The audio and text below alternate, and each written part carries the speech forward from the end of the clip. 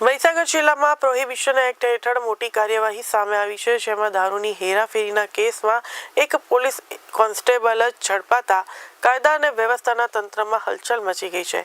Ditwas police મથક વિસ્તારમાં રાકાકોટ ચોકડી પાસેથી બાતમીના આધારે એક કારને અટકાવી તપાસ કરતા કારમાંથી મોટી માત્રામાં દારૂ મળી આવ્યો હતો. કારમાં દારૂ લઈ જતા કનુભાઈ માલીવાડ સાથે બાકોર પોલીસ મથકના unarm head constable Jayendrasinh Solanki પણ સામેલ હોવાનું સામે આવ્યું છે.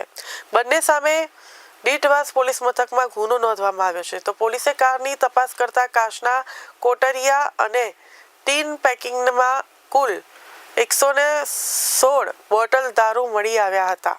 મળેલા દારૂ અને કાર મળીને કુલ ₹1,22,142 નો મુદ્દામાલ કબજે કરવામાં આવ્યો છે. ત્યારે મહીસાગર જિલ્લા પોલીસ અધિક્ષક સફીન હસનના કડક માર્ગદર્શન હેઠળ પ્રોહિબિશન એક્ટનો ગુના સામે કામગીરી થઈ રહી છે, જેના કારણે બુટલેગરોમાં ભારે ફફડાટ જોવા મળી રહ્યો છે. પરંતુ દારૂની હેરાફેરીમાં પોલીસ કોન્સ્ટેબલની સંડોવણી સામે આવતા માત્ર સ્થાનિક જ નહીં, પરંતુ સમગ્ર પોલીસ બેડામાં પણ હડકંપ મચ્યો છે.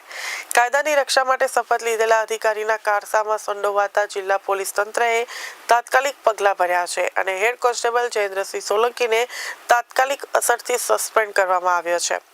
પોલીસે કેસની વધુ તપાસ હાથ ધરી છે અને દારૂ સપ્લાયની પાછળના નેટવર્ક, બાંધણીઓ અને સંડોવાયેલા અન્ય લોકોની પણ પૂછપરછ શરૂ કરી છે.